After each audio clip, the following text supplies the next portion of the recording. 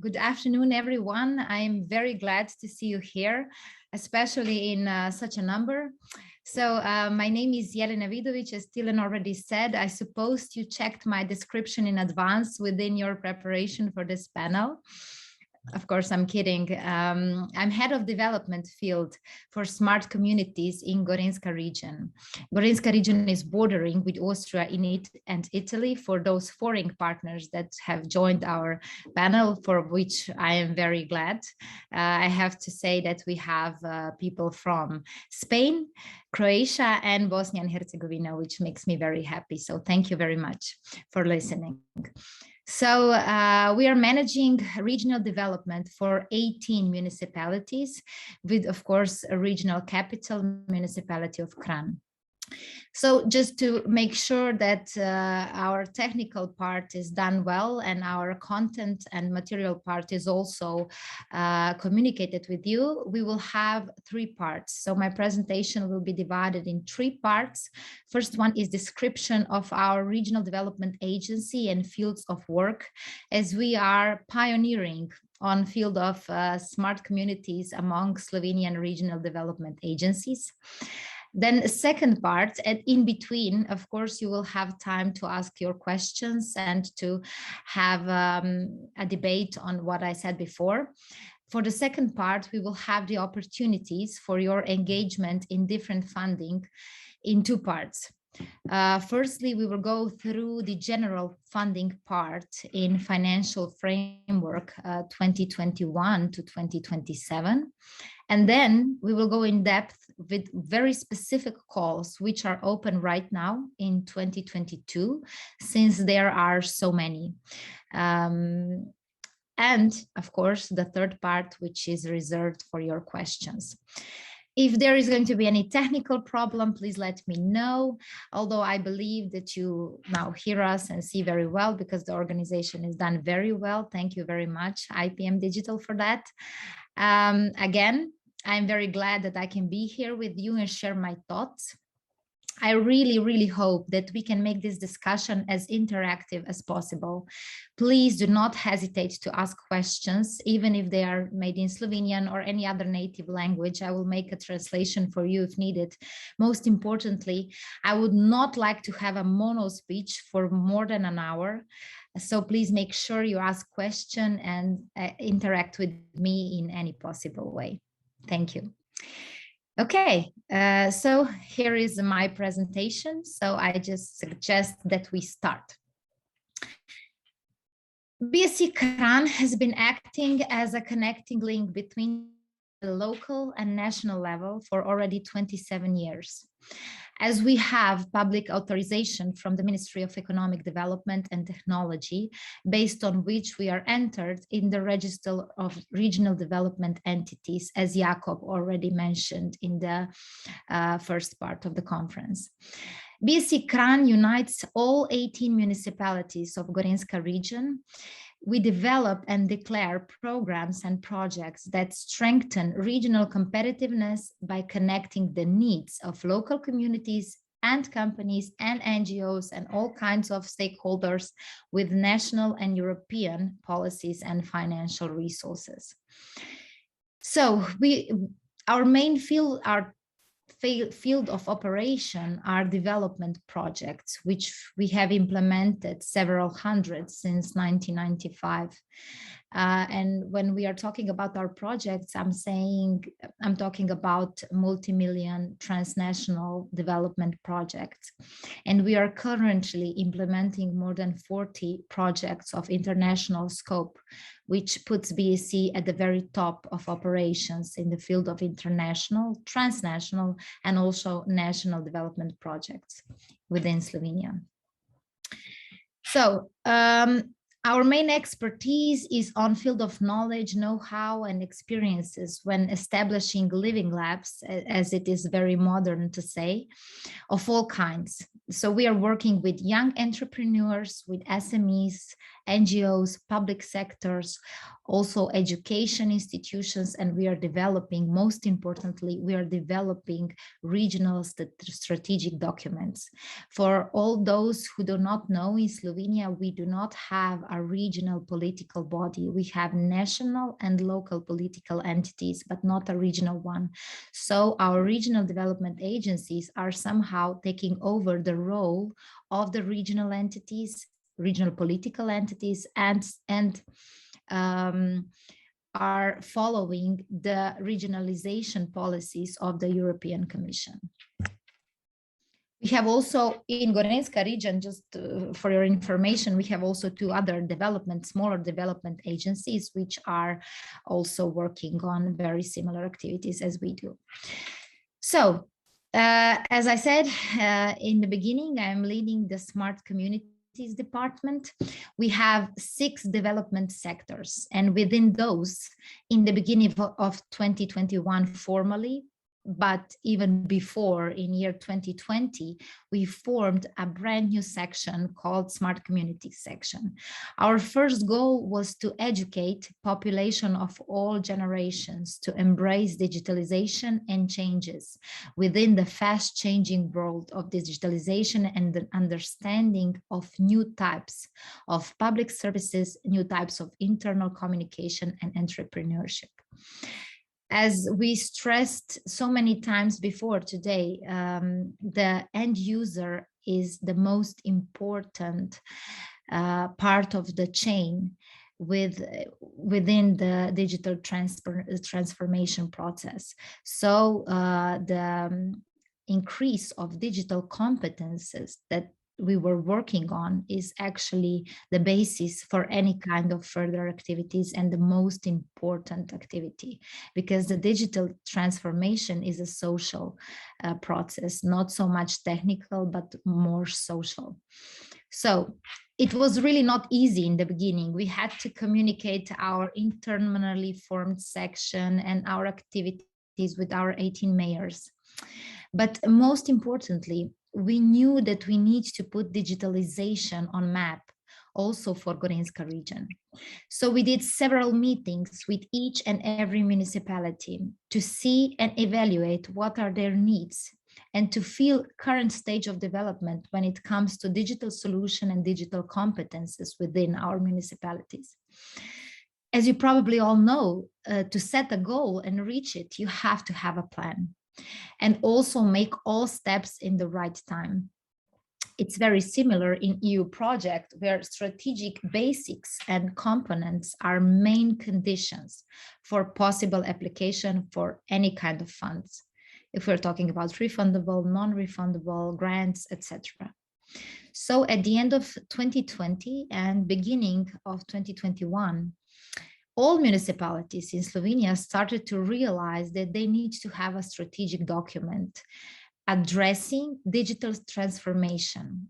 So they started to organize their own local action plans and strategies for digital transformation. And this is the reason why we decided to make a unified plan for our entire region, which made it more coherent, more applicable, and also at the end, more cost effective. It actually enabled us now to make better regional projects based on mutual challenges and obstacles that probably tackle the majority of municipalities.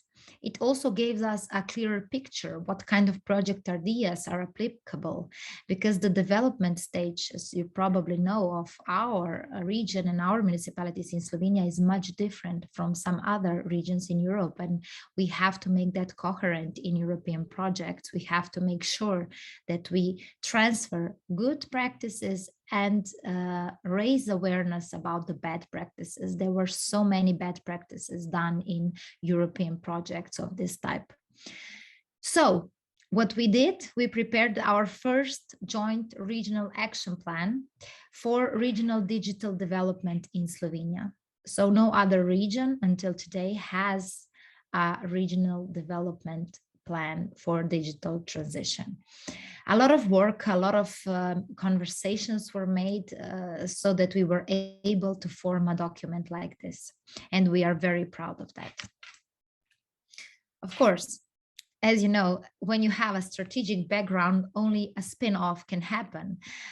Ministry for Public Administration, as you probably know, or for our foreign guests, has published a tender on smart communities for consortiums of municipalities, especially supported regional ones, in order to demonstrate real needs on different fields with practical pilot cases on regional level.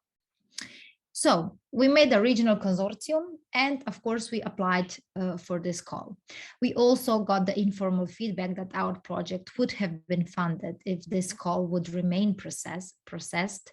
But unfortunately, Ministry of Public Administration decided to cancel this procedure with a certain promise that they will reopen the same call, but it did not yet happen in half a year. We certainly hope that this story is not forgotten, since Slovenian municipalities, the whole country, actually involved a lot of funds and times into this project. So our first regional project actually addressing digitalization was connected to mobility. Mobility because it was the easiest way to find mutual needs for such a big number of municipalities. Our project is called Smart Traffic Systems of Gorenjska, and its main goals are to implement smart public transport and create a transport infrastructure that will allow to travel safer, faster, as well greener and more sustainable. So smart mobility in the context of smart traffic system means the interaction of the state-of-the-art smart devices and technology with road infrastructure, which includes the road and parking spaces. The transport infrastructure system communicates with smart devices in the environment and responds according to real needs, so every moment. So the goal of the project at the end, which is not emphasized enough ever, is to raise the quality of life throughout the best possible adaptation to the macro and micro problems of every long or short-term resident of the area. So to be very pragmatic when communicating with you, we wanted to get smart signalization and smart mobility systems. As this was our first project, we were thinking to create, with all these new tools and all these new technologies, a healthier and safer environment to everyday transport and living. And this is why in the last few years, a lot of regional projects are directed towards a green environment, of course, in line with the European Green Deal, which is being addressed a lot lately, as you know, connected to natural resources and, of course, unfortunate global war crisis. Our region is also one of the first to invest in sustainable public transport, such as electric buses. And I have to emphasize that the municipality of Kranj is also pioneering on municipal level when you compare them to other municipalities in Slovenia. So for us, it is very easy to establish a long-term cooperation with them on a smart communities department. And the head of their department for smart communities is actually leading another panel of today's conference. What else did we do? We decided to form a regional board for digitalization and smart communities. This board is combined of all four helixes of our society. So you know about the quadruple helix system. We followed that concept when working on new project development. We need to think about our end users. I will really emphasize this many times today, because especially, let's say, older people and also younger population which do not have knowledge in let's say specialized digital fields such as robotic and different other digital skills which are very much needed in our society. This has been partially solved with some new measures within Ministry for Digital Transformation, as Mark Boris Adrianic, Minister, already said today, especially with digital vouchers. As Dylan was mentioning. Today it was emphasized, and I again cannot make it important enough. We are facing a social challenge and a social process. And if we don't make end users, so our general public, engaged in innovative features and processes, then all we do is not worth it. We need research and development, but it needs to be applicable in real life scenarios and very well communicated with end users. This is why we follow this quadruple helix structure in our regional board, where we have representatives of academics, of decision makers, of SMEs, and of course, end users. We actually focused on older end users, older than 55 years. I'm also very glad that our board is working very pragmatically. We meet every time in full capacity. We develop new project ideas and brainstorm new challenges. And of course, we follow what is done on European and national level on digital awareness, on transformation, and of course, on reservation of funds, which is our initial activities.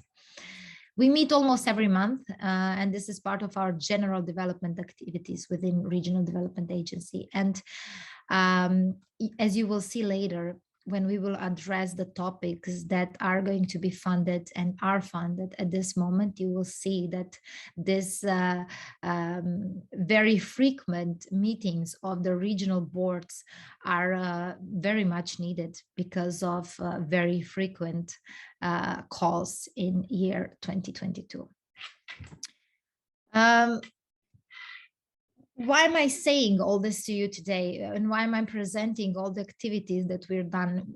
Because, as I said in the beginning, we are a pioneer as a regional development agency on this field, and I think it's very important for different parts of Slovenia and municipalities, and also foreign municipalities, to hear our story, to learn our good, let's say for now, good practices and also some bad practices, to see how to make it organized within their own organizations and within their own regions or regional development agency. Depends on the structure of the nation, of course, of the country. So we are very active also in organizing and participating in different events, acting as an interconnective link between national organizations and clusters and municipalities. At this moment, I have to announce that we are preparing an important and very current topic, a conference on very important topic that has been mentioned many times today. We will address cybersecurity, and we will organize a live meeting in a conference room in Brdo next to Kranj, where we will gather all biggest experts on this field from national and international level. We will make sure that we will have a lot of decision makers from all levels, and media as also fifth helix. We've mentioned 4 helixes, now we have this 5th one that should be involved, since it was not said enough. Cybersecurity is still communicated on a very low level, and that must be changed. We heard today that a lot of challenges are facing us in next year, and of course, due to the geopolitical situation, we need to be prepared. We need to prepare people, and we need to be aware, and we need to get all the knowledge needed to stay safe from the cyber attacks. Okay. There are big tracks, as I said, and we will meet in person and online in May 2022, of course, and we will give you more information later on. So this was an introduction of our scope of work on our activities, and I would like to ask you if there are any questions. Before we continue to our second section, where I will give you first a general overview on EU funding, as said before, in the financial perspective from the year 2021 to year 2027, and we will enhance opportunities for funding of your project on smart and digital topics. So we will go somehow upside down through the relevant questions. So, are there any questions from your side for this introduction part?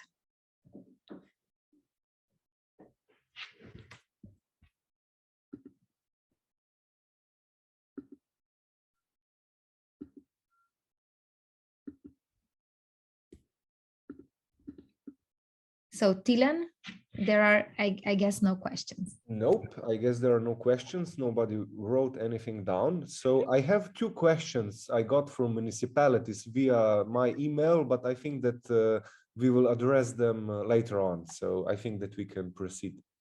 Okay, okay. Great. I hope that I've been so clear that you don't need to ask questions. So thank you. Okay, let's move on. Let's tackle a little bit of programming periods and financial perspective so that you get a really clear overview of what I'm talking about today. As said many times, cohesion policy framework is set for a period of 7 years every time 7 years. The current one, 21 to 27. So, for the purpose of drawing European funds, the following strategic documents are prepared on each level and for each 7-year period. That's very important. So the first one, of course, the highest level is EU strategy and recovery package. The recovery package is a new and very perspective funding as consequence of coronavirus crisis. You know all about it, but I will tell you in depth what kind of calls will be open and what kind of initiatives are going to be supported this year throughout the recovery package. Then we have Slovenian Strategy of Development 2030 and operational programs. The latest information from yesterday is that next month there will be a discussion with European Commission so that operational program for Slovenia will be confirmed, hopefully within current governmental scope. So before the elections, we also, the entire development agencies in Slovenia, I can say, are working very hard towards some possible changes within the operational program to make them more applicable for our projects, to make it more applicable to our projects. And then the third level are regional development programs. And ours in Gorenjska will be finalized and confirmed in June 2020. And our action plan on digital transformation done together, maybe I haven't mentioned this before, it was done together with our external experts, IPM Digital, on a very high level, and thank you for that. So this is a strategic framework that we are working on and within to prepare European projects. And it is really always very important that the strategic framework is set on the highest quality level.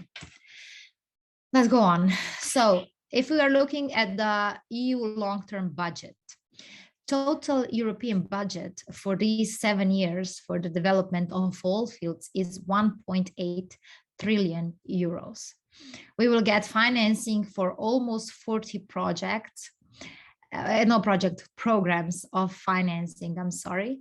And what's also very important is that most sectoral EU funding programs are expected to be adopted in early 20. I'm sorry, this is a mistake. They were adopted in 2021, but the implementation of these programs and first calls are done in beginning of 2022, and we will talk about it later.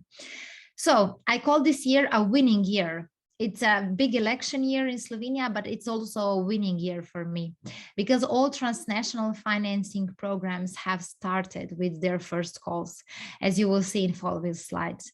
You need to know that first calls in each program periods are always richest in content and have most funds available.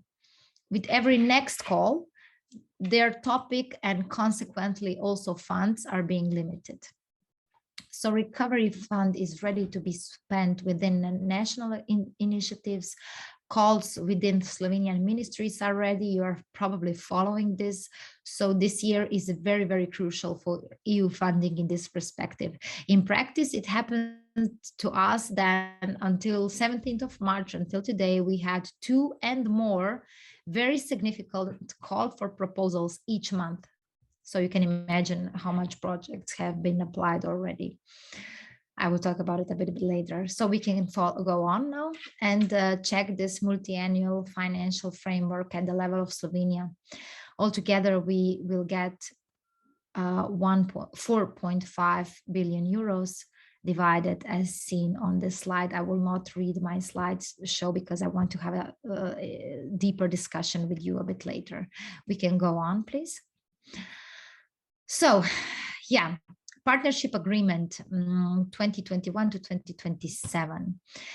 We have this modern menu of 5 policy objectives supporting growth, and I will go through them and I will give you some in-depth information. We have a more competitive and smarter Europe on the first point. On the second one, we have a greener, low carbon transitioning toward a net zero carbon economy. Then we have a more connected Europe by enhancing mobility. We have a more social and inclusive Europe, and of course, Europe closer to citizens by fostering the sustainable and integrated development of all types of territories. Within these topics, we have funds priorities, okay? So the European Regional Development Fund, or ERDF, as a short name, will support investments in all 5 policy objectives. This is the biggest fund that we have, but 1 and 2 are the main priorities. So the Europe is going green and going digital in these 7 years. And that's very relevant. So every project, every call, every initiative will address these 2 topics. Then we have European Social Fund, where main priority is priority number 4, most social and inclusive Europe, of course. The Cohesion Fund supports policy objectives 2 and 3, so more connected and greener Europe, of course. And then we have Just Transition Fund that provides support under dedicated specific objectives, and of course Interreg programs, which have 2 additional policy objectives at their disposal. One is a better cooperation governments and a safer and more secure Europe. It is very important that we all understand that all calls are in line with the priorities, which put smart Europe and digital transition of society on top place, and it is addressed in every funding program call for proposals. If we go further to priority sets of action, it is of course important to achieve transition to an innovative society that we've discussed already today in comparatively priority areas within the smart specialization strategy. We need to talk about green energy transition throughout the decarbonization of society.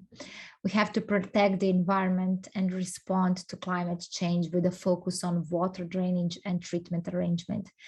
Knowledge, competences, and skills for adapting to global change and improving employability. Development of a sustainable, inclusive, long-term care system. Ensuring a dignified life and social inclusion of people at risk of poverty and social exclusion. So connectivity with a focus on railways. As you know, our Prime Minister was traveling with a railway, with a train to Ukraine this week. That's all I'm going to say. Sustainable and competitive food production and processing, and sustainable, this is very important, food production is one of the very important issues. Sustainable management of natural resources and provision of public goods, and sustainable sustainable aquaculture and fisheries. So these are priority sets of action for our 7 years. And I don't know how to stress this enough. It's always important to understand all this information that I'm sharing with you today in order to prepare a good project proposal or to enter in a quality partnership that is addressing something from the topics that I've just described. We will talk about this, let's say, modus operandi a bit later again. Okay, we can follow to the slides where funds and instruments are listed. I will not read the instruments that are available in this perspective. You can go through, we will go deeper in open and also announced calls within instruments in 2022. I will just give you a few seconds to go through it, to read the instruments that are available.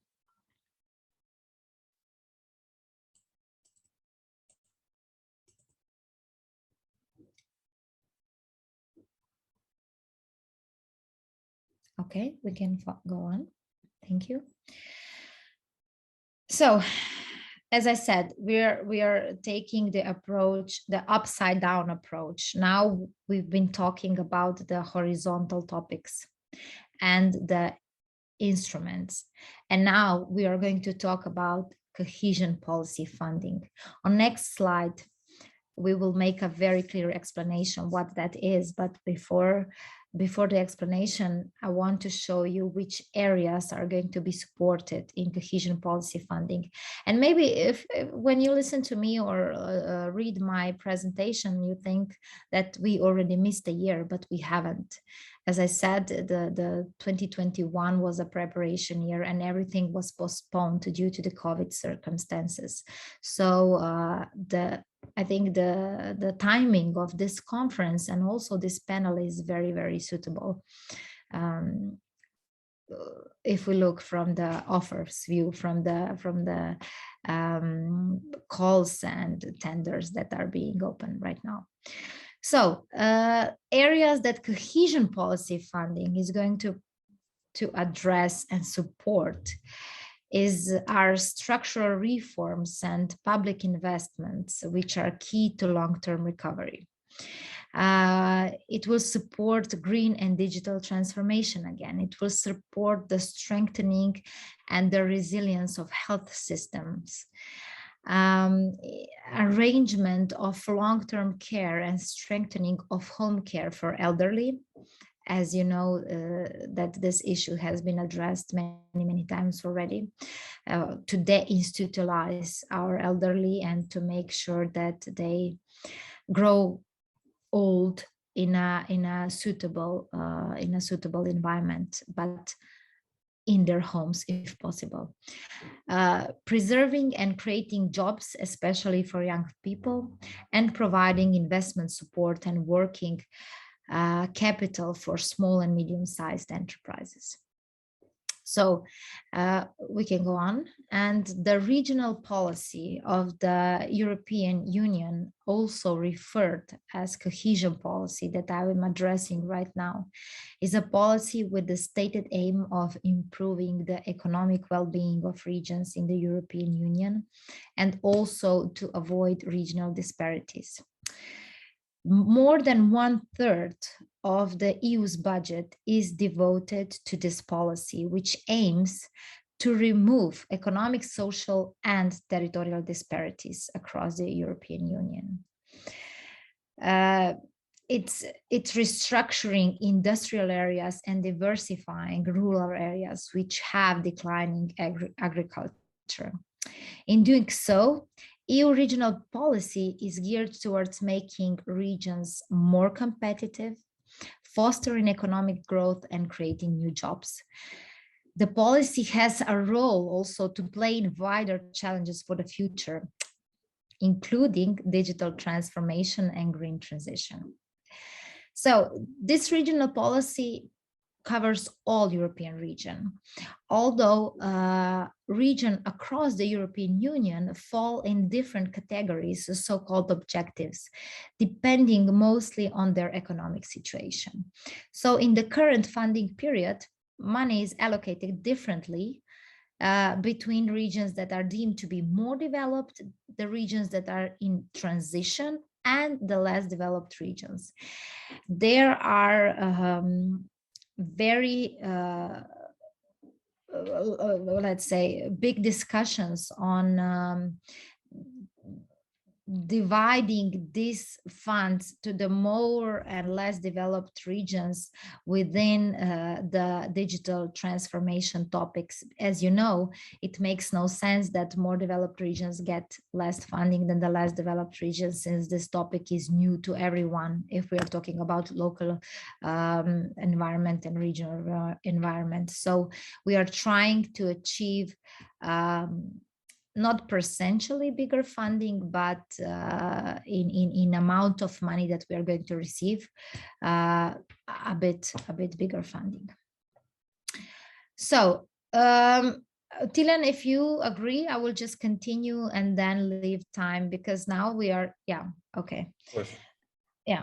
So we now we stopped this, let's say, horizontal introduction of the policies and of the topics that are going to be addressed in this programming period. And we are going now into details, what's relevant to us, what is open at this moment, what kind of support can we get in this and next years. So yeah, we will go through the questions part, and we will start with recovery and resilience plan as a very new mechanism. I'm sure that you've heard about it a lot, but I will give you some inside information. At the European Council of 21st of July, the leaders of member states agreed on this multi-annual financial framework and the recovery instrument. Slovenia actually has negotiated an exceptional development framework. We have to admit that, for EU funding. So the agreement brings extensive additional funds for Slovenia, which are facilitating the recovery after the COVID-19 crisis. And we are encouraging investments, especially in green and digital transition.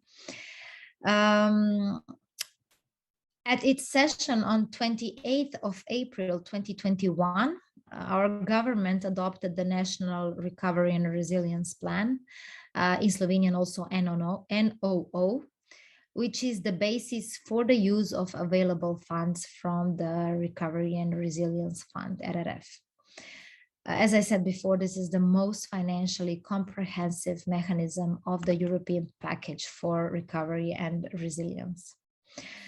The areas of development and components of the Recovery and Resilience Fund are, firstly, green transition. When we talk about green transition, we have to address renewable energy sources and efficient energy use in the economy. We have to think about sustainable renovation of buildings, about clean and safe environment, sustainable mobility, of course, and of course, the circular economy. We have to make resources very efficient in circular economy.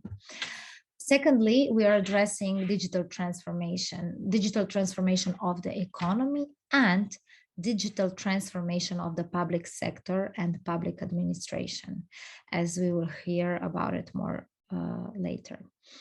Then we have smart, sustainable, and inclusive growth. So we have to enhance research, development, and innovation activities with applicable projects. This is very important. We do not want to have projects that are developed on a very high level, but not being applicable to the end users. We have raising the productivity on this focus, a friendly business environment for investors. We talk about labor market measures to reduce the consequences of negative structural trends. We're talking about transformation of Slovenian tourism and investments in infrastructure in the field of tourism and cultural heritage. We're strengthening competences, especially digital ones and those required by new professions. I've been talking about it before, and it is very important to be stressed out. And of course, we need effective public institutions and effective municipalities. Again, we have addressed health and social security throughout the healthcare, social security, and long-term care and housing policy. Why am I saying all this to you? Because digitalization is involved in all segments of these different, let's say, topics. Because digitalization is a horizontal topic. We somehow do address it as an individual topic because that is very much needed, and I will tell you why a little bit later. But generally, it's a horizontal topic to all the other topics that are being addressed within our recovery and resilience plan. We have within the plan, we have development priorities, okay? And the first one is an efficient labor market. This priority has 29 million euros.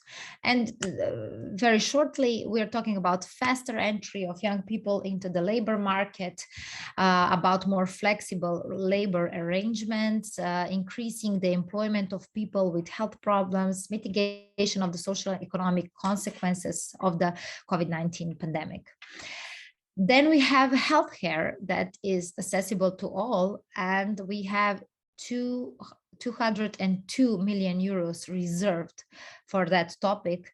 We have to strengthen the staff, doctors, nurses, better accessibilities to the people, no queues, and better quality health infrastructure. Then the third priority is social protection and long-term care, where we have 99 million euros. Where we are regulating long-term care, better infrastructure in the field of care for the elderly, equal and accessible service for all people. And of course, home care services. We have fourth priority, which is financial and fiscal system that I will not go in depth, and a supportive environment for businesses as a fifth priority, which has 188 million euros reserved. And we are talking about promotion of domestic and foreign investments and in deprived areas of Slovenia. We're talking about investments in new technologies, development of new products and services, and also business processes and models. Again, we have to talk also about business infrastructure, where a lot of digital tools are involved.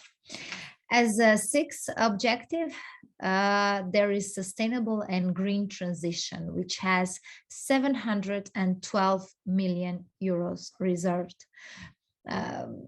We are addressing within this topic renewable energy sources and efficient energy use in the economy. We are addressing energy efficiency, adaptation to climate and climate-related disasters, water management, wastewater treatment, water supply, transition to circular economy, sustainable mobility, always strengthening public transport. So going towards electric vehicles, towards sustainable means of transport that municipality of Kranj is already doing very intensively in cooperation with our external public service provider. And of course, connectivity. Then we have our main topic, digitalization, where we have 345 million euros. for digital transformation of companies, the state and society. These first calls that have been published already are addressing NGOs and companies. I will tell you a few words about that a little later, but we will not go into depth. We are interested how to digitalize society, the state, and our municipal internal and external services. Then we have planned the centralized management with better digital services for all citizens. Of course, today we talked about high-speed internet for all, which needs to be done by 2026, and cybersecurity as a most relevant topic right now. And then we have education, a knowledge-based society with 326 million euro. So we have to strengthen knowledge and competences, in particular digital competences. This is something that we are solving with digital vouchers, but we have to go into the direction of the professions of the future.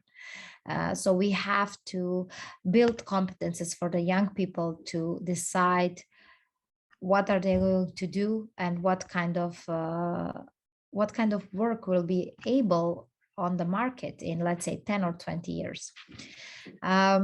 Then within the education, we have to strengthen cooperation between education and the economy, and of course, always research, development, and innovation. So the ninth scope is tourism and culture, coming back as a big comeback, because tourism was meant to not be in very much addressed in this programming period before COVID, because a lot of funds were allocated to tourism project, to tourism activities, but now it came back because tourism was very much affected by this pandemic. So we have this funds for transformation of Slovenian tourism to achieve a development breakthrough. We need to invest in infrastructure and restoration and preservation of cultural monuments. We need to think about green tourism and digital offer, and of course, new products and innovative content and approaches. If we go on, please. Yeah, I will not read this. I will tell you that we have 43% of the funds within the recovery and resilience plan reserved for green goals and 22% for achieving digital goals. So going in line with what European Commission already stated. Okay, now we've talked about cohesion policy. Within cohesion policy, we talked about recovery and resilience fund. And now within the recovery and resilience fund, different ministries are publishing and preparing, and not just ministries, also public agencies, etc., are preparing new calls. But we will, because this panel is dedicated to municipalities and public services, we will go directly to the Ministry of Economic Development and Technology, which is mostly relevant for municipalities and your funding. So we have total of 427 million euros at this ministry for following topics. So if you can see, we have digital transformation, 56.5 million euros, for RRI, so we have 80 million euros, etc. And as you probably know, contracts needs to be done by 2024 at latest, and the funds needs to be used by 2026 at latest. We can go to the next slide, please. Yeah, no, yeah, this one. Is this the 18th slide? Yeah. So I will tell you about some Recovery and Resilience Fund basic characteristics very shortly, so that you know that the timeline is very short and you need to get engaged into these calls and follow the calls, and also into the projects very fastly. So we are supporting reforms, investments. It's very intensive pumping time, a lot of money, very short time. As I said, we need to use all the funds by 2026.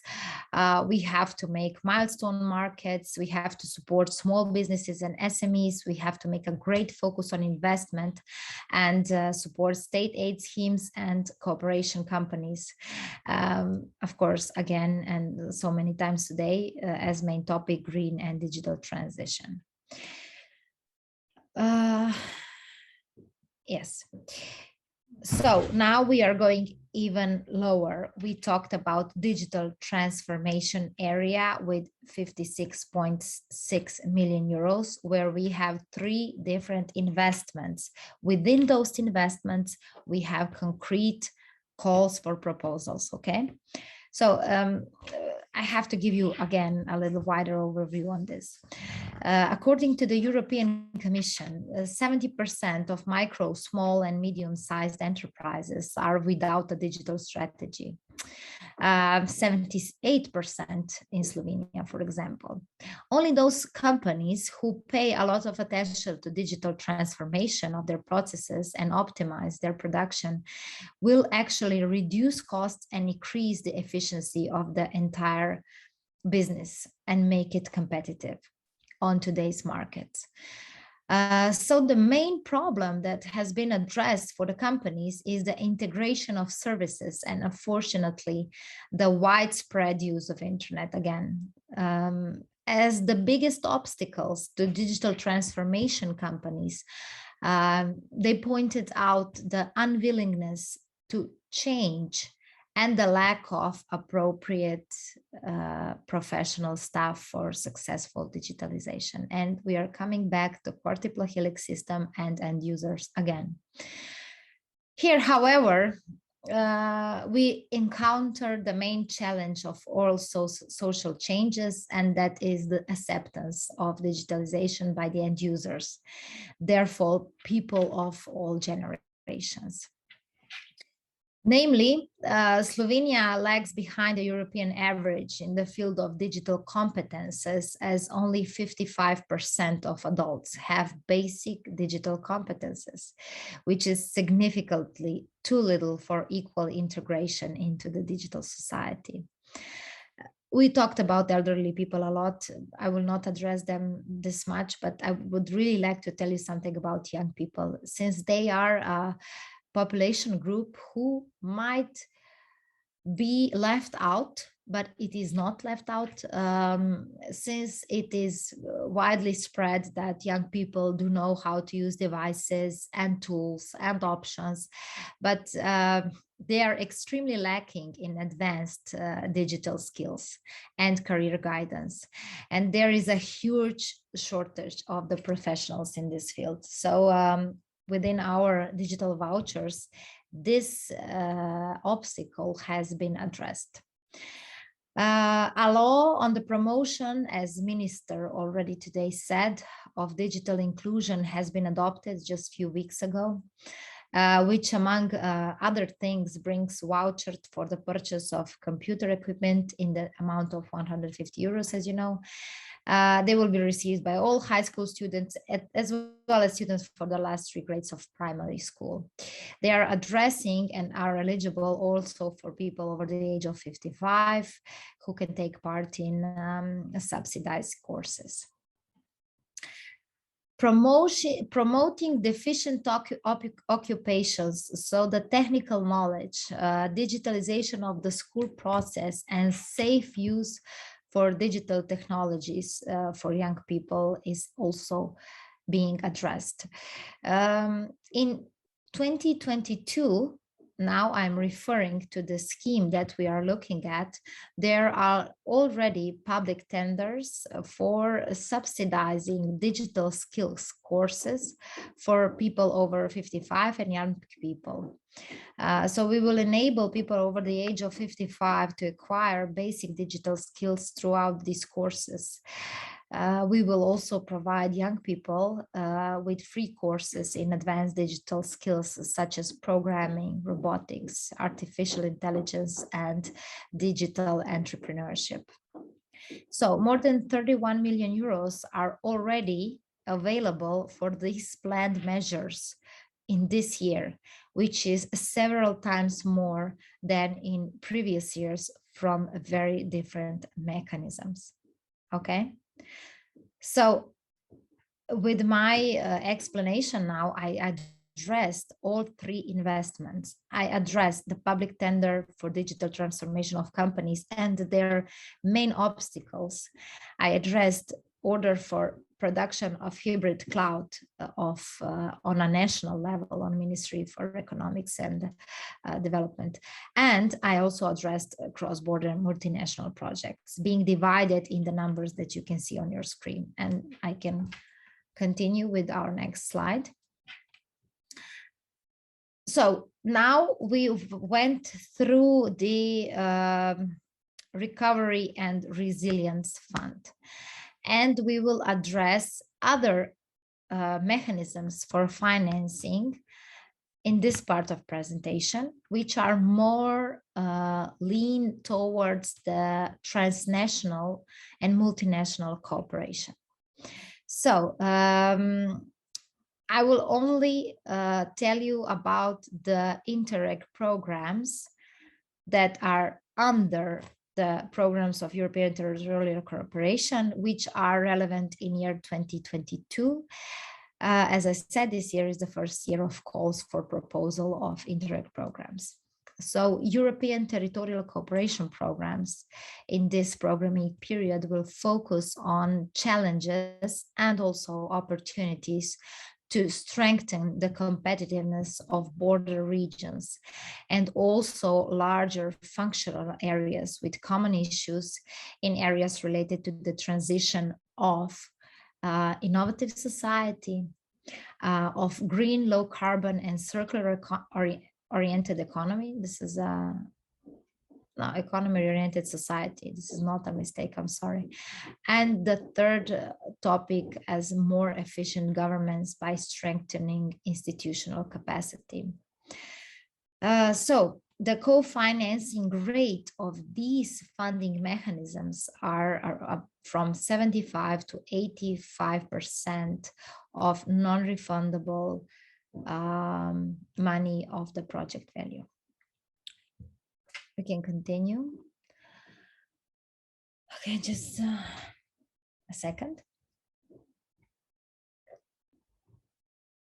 I'm talking too much. I'm talking for an hour already. Yeah, so we have in this 2022, our regional development agency attended projects, prepared projects, being involved in different projects for the 2 calls that are already closed and were open by February this year. One is Interreg Central Europe call, and the other one is Interreg Alpine Space call. For these 2 calls for proposals, we have prepared more than 30 projects.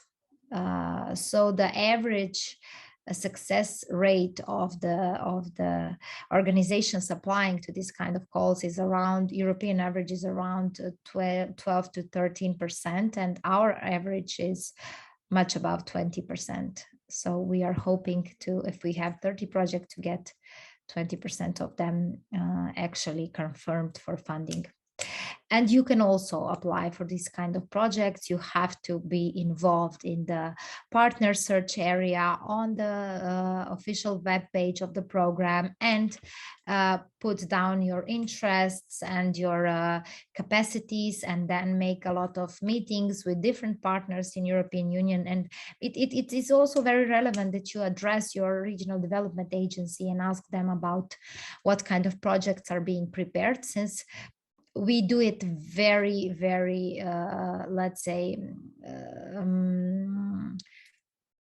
well, very organized, because we are preparing projects within the board that we have with all the sectors and stakeholders, and then we have them ready, and then we write them down and apply for the certain funding available at certain time.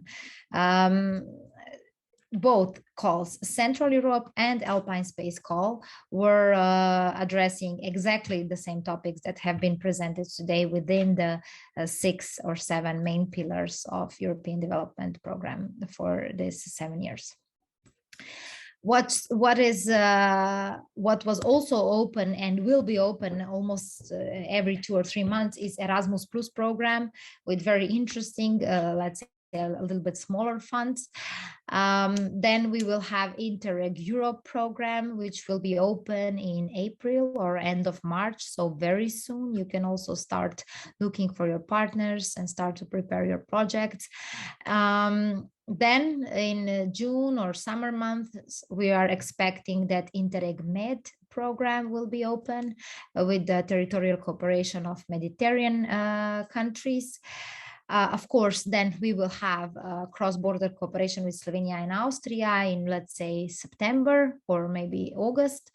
And of course, Horizon Europe program that has a lot of funds, but it's not an ETS program. It is a research and development, but it's also very relevant in accordance to the funds that it has. The percent of co-financing is around 75 to 85.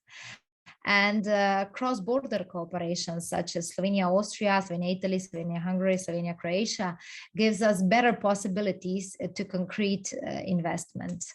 And transnational cooperation gives us opportunities for good practices transfer, soft activities, and financing of strategic documents. When talking about Horizon Europe, we have up to 100% of financing, and important thing for municipalities. Sometimes, well, in majority of times, municipalities say, okay, we are not a research institution. We cannot be a part of a Horizon Europe project. That's wrong, because those projects needs to be applicable. So you can always be involved as a pilot area in these kind of projects. So something can be tested in your area and then multiplied with a spin-off later with your own or with your own funds or any other. So we as a regional development agency are very active also in Horizon projects, and we just submitted one last week. Okay, we can continue. Okay, I have 5 minutes left. We will go through these forms of financing because it's not always very clear that we have very different forms of financing from the European Commission. And first one is grants. European Union helps organizations and also from time individuals to implement projects that complement its policies. Grants are awarded to projects in various fields, from research and education to humanitarian aid. The EU rarely fully funds projects. Grants are a more complementary form of funding, and the organization that receives them also partially funds the project. The European Commission makes it possible to obtain grants throughout call for proposals. Okay, so now we were talking about grants. Subsidies are managed directly by EU member states and not by the European Commission. For example, subsidies in agriculture are intended to support farmers. Then we have loans, guarantees, equities. The European Union provides loans to companies of all kinds to invest in research and innovation. It also guarantees recipients that they can obtain loans from banks and other lenders more easily and on better terms. The EU can also contribute financially by acquiring an ownership stake in an individual project. We have awards. We've been applying for many awards with different projects because the prizes are intended for the winners of the competitions. It can be under Horizon 2020. It can be under any other umbrella call or program. The winner of the competition receives a cash prize and, of course, media promotion. And then we have public orders. So we procure goods, services, and works for internal use throughout public procurement on the market. Public procurement, of course, takes place throughout public tenders, and it's not considered as a form of EU funding. We can continue to the next slide. When we talk about beneficiaries, things have changed a lot for this new perspective. By now, private entities were not so much involved as partners in all transnational funding programs, and that has changed. So now we have also, besides the public entities and the NGOs that were always eligible for these kind of programs, we have also private companies and all private entities. But when we are talking about all possible beneficiaries of funding, we, of course, have to address small and medium enterprises, which can apply for grants, loans, and guarantees. They also can participate in public contracts for the supply of goods and services. Of course, researchers, because research and innovation are important for the EU's long-term strategy, and it provides specific programs and other sources of support to researchers in Europe. The main EU research funding program, as mentioned today many times, is Horizon 2020. This program supports projects in a number of areas carried out by organizations and also by individuals. Young people, EU budget is dedicated to specific programs that support young people in gaining work experience and also studying abroad. They are also intended for programs to eliminate youth unemployment. The programs are generally aimed at young people, so 13 to 31 years old, to young organizations and other stakeholders working with young people. We have, of course, every time non-governmental organizations, which puts nonprofit and civil society applicable for EU funding when their activities are linked to EU policies. Farmers, always a part of the strategic balance, because they are land managers and they are eligible for direct payment under the common agricultural policy. Certain requirements in the areas of public health, animal or plant health, the environment, and animal welfare must be met. So funding is provided throughout the relevant authorities in the home country.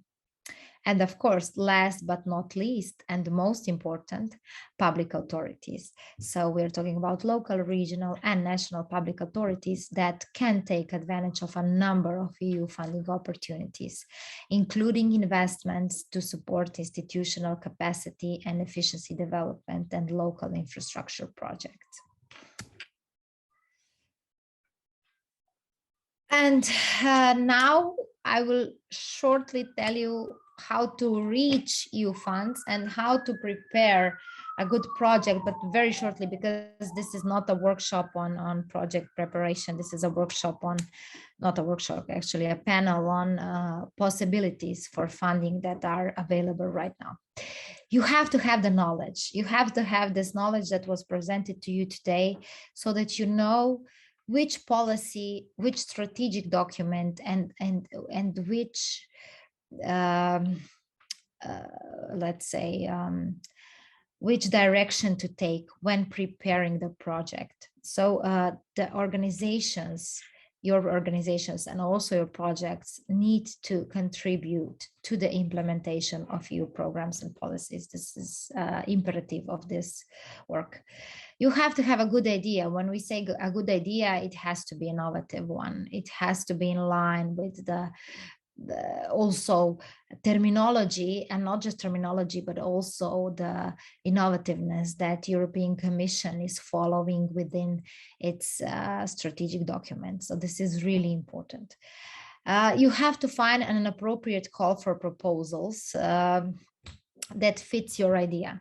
As I said, at this moment and this entire year, you will have from 1 to 5 calls for proposals of very important and big scope each month. So this will be easy for you. You have to precise the preparation and submission of the application in accordance with the guidelines and criteria, and most importantly, by a certain deadline. You have to find appropriate partners in different countries if you are working on an international project. And of course, you applied for funding with projects from other applicants.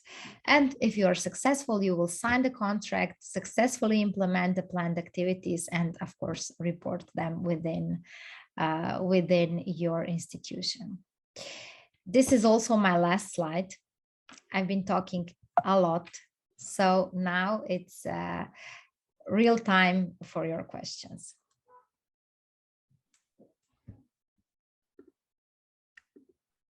Okay, thank you, Jelena, very much. I think it's been a long time since I have listened to a presentation about such a complex topic, getting funds for projects. And I'm really, really grateful and happy that you were able to so systematically and with clear notion of what to expect in the end to somehow present us what's going to happen, what kind of funds are coming, and how to best prepare yourself to be able to get them. So maybe I can start with a question to break the ice. So I got few questions via the email from municipalities, and one question that I found interesting was, and it's blunt and plain, so I'll just read it.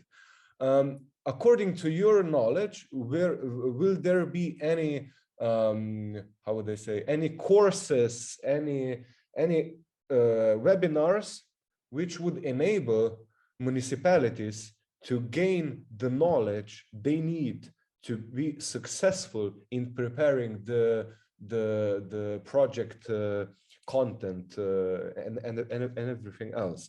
And they put it nicely. They gave last year's tender for municipalities as an example, and the problem of open data. So apparently a lot of municipalities had a problem with understanding the whole data part and how important it is to basically write down which kind of data will be gathered by, I don't know, some smart sensor or something else, where to put it, how to access it, and how to basically manage it. So if you could probably if you could answer in this part. Yeah, for sure. And a very nice question, actually.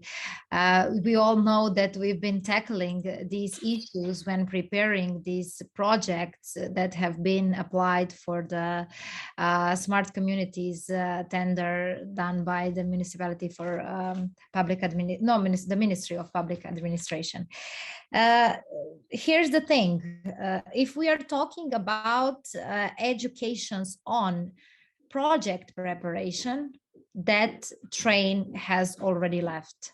So we are here in European Union for too long to be addressing this kind of challenges in general, and that's why we also have development agencies and very skilled professionals who can, let's say, navigate municipalities to prepare projects of very high quality so that they can be competitive within the call for proposals. And when we are talking about digital skills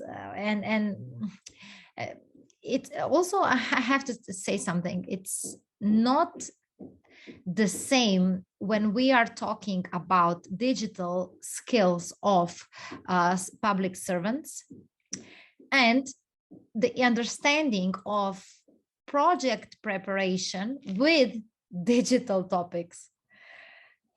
And unfortunately, this latter was not addressed yet. So we'll have already, hopefully this year or maybe in the beginning of next year, a lot of courses. They're also in the new law written down and everything, so that it will be implemented for the public servants to get relevant digital knowledge. But how to prepare a relevant, innovative project proposal with these kind of topics, it is not foreseen. Unfortunately, it is not foreseen. Okay. Thank you very much. I think this is very important information for Slovenian municipalities. So everybody that is listening to us now and that will be watching the recording. So yeah, in 2022, municipalities will have an option of getting courses and knowledge via probably a systemic way from the side of the government and probably ministries and probably other agencies. So there's another question that is basically well put, and it asks if this quadruple helix method can be used also for tenders on other fields. So energetic field is mentioned, green field is mentioned. So basically the question asks is if this quadruple helix is universal. Absolutely. Absolutely. But, you know, it's always a bigger challenge when we are talking about some new technologies and some new solutions. When we address, let's say, energy efficiency, you know, people use energy, people know what kind of, or they get informed on what kind of new tools or new types of management is going to be established, and it's easier for them to embrace and to start using this, let's say, new solutions. But for digitalization, that wasn't the case in the last 7-year period. For example, there were many platforms developed and many tools from the European funds which are not used right now, which are just paid but not used. And this is why maybe this quadruple helix strategy is being so much addressed and emphasized within the digitalization sector. But of course, it is used for any other, very useful for any other, and it should be addressed this way. And we are also using media now, since we've talked about it today. There have been a lot of fake news, a lot of fake media, and we have to include them in the development process so that they can follow all the innovations in real time and communicate it in a relevant way. Okay, thank you. I have one question of my own now. What do you think is the biggest obstacle that prevents municipalities from being successful, not with gaining the funds, but with preparing the projects? I mean, my experience, a lot of municipalities stop in the middle of the process. Why? Why is that? What's missing? That's the best question. It's not because it's yours, but it's really the best question, because the state of the art in Slovenia is as it is. I have to go back to what we've done. Gorenjska region has had the same obstacles. And if we as a regional development agency didn't take over the role to somehow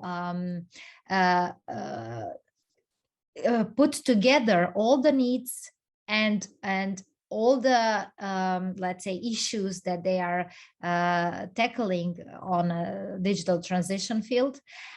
And we needed to merge together all their let's say not only needs but also or insecurities that municipalities had for this particular topic because of the lack of digital competences. And I think that the answer to your question would be that there needs to be an umbrella organization or a very strong external partner who will put together the municipal issues and questions and try to help them develop the project that are going to be relevant for their local society. And I'm getting a lot of questions from also the other regional development agencies and the other institutions involved in regional development in Slovenia. I think that as long as we do not take the initiative to do these baby steps, which are very hard, you have to imagine that we had many meetings with mayors and with leading staff. They have their own agenda, their own activities, and now there is another development field opening with some relatively unknown topics, and we had to discuss it a lot. It's not visible, but a lot of conversations, a lot of let's say a lot of listening to their needs and then combining them to the new technical solutions. Thank you a lot. Okay, that's that. I'm out of questions. So if anybody else has any questions. Any other question? Slobodan, yes. We don't hear you. You have to unmute yourself. Sorry. Yeah. Yeah. Hello from Croatia. My name is Jelena Vidović. I'm working in the city of Čakovec. I'm very pleased with your presentation. It was it was full with lots of informations, and I hope you will send us after the conference. I would like to have it. I was very surprised when you said that train for education for local administrators is already gone for preparing new projects. I was hoping that Slovenia is on higher level than Croatia, but I see we are somewhere here in the almost the same level. We also have problems with people. They didn't prepare for preparing projects and providing them. So I see this is the same problem in both countries. But thank you very much for your presentation. It was very informative, and I hope I will be attending next presentation and next conference in your organization. Slobodan, thank you very much for these kind words. I was trying to give you as much as you said. There was a lot of information, and I believe that maybe it was also confusing in some moments because it is very hard to put all these policies and all these directives into one presentation of an hour and a half. But I was trying very hard, and if there will be any questions of any other participant, please make sure that you can send them to IPM Digital, to BSC, to any of us, and we will make sure that you will get your answers. And Slobodan, yes, you will get the presentation. I believe that it will be published, Tilen, or yeah, it will be published. And yes, we will be very happy to invite you again to our conferences. I'm very glad that you joined. Thank you. Thank you. I will. Thank you. Do we have any other questions, comments, anything?